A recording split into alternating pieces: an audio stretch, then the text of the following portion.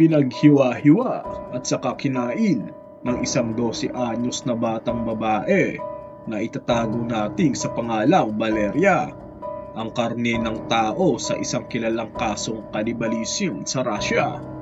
Matapos nilang mahuli kasama ang nobyong sospek at umampun sa kanya na si Arkady Serib, 22 anyos, na may kasong pedophile, rapist at sospek sa pagpatay sa lalaki. Pahayag ng otoridad, kahit inamin ni Valeria na kumain siya ng parte ng katawan ng biktima na si Alexander Popovich, 21 anyos, hindi siya kasamang nahatulan dahil siya ay masyadong bata pa at hindi siya ang mismong pumatay sa biktima kundi si Arkady. Ayon sa mga pulis, inamin ng batang babae na ginamit niya ang kawali para lutuin at kainin ang puso ng biktimang lalaki at sinabi niyang napakatamis ng lasa nito habang mas masarap naman daw ang utak ng biktima.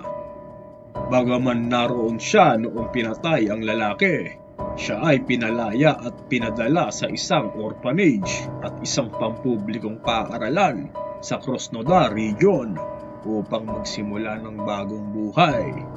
Lumipas ang ilang panahon, nabahala ang mga magulang na umuwi ang kanilang mga anak.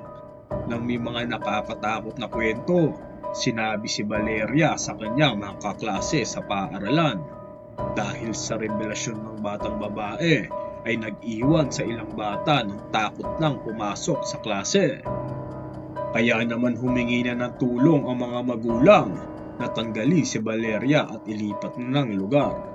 Nagkaroon ng mainit na pagpupulong kung saan nakaharap ang 100 galit na mga magulang sa mga otoridad sa paaralan at maging sa leader nito at nag-request na dapat ilipat sa isang espesyal na paaralan malayo sa kanilang mga anak si Valeria.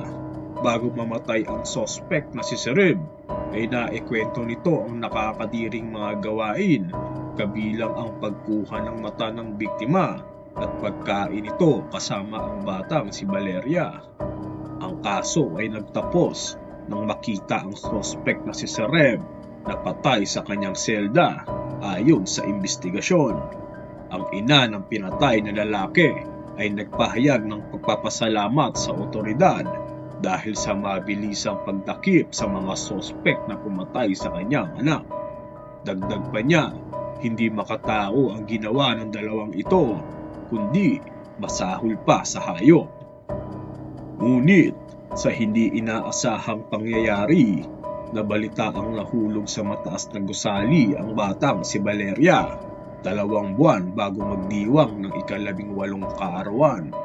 Ang pamilya naman ng batang si Valeria ay naghahanap pa din ng kasagutan. Patuloy pa din ang investigasyon kung bakit nahulog ang bata sa bintana ng gusali.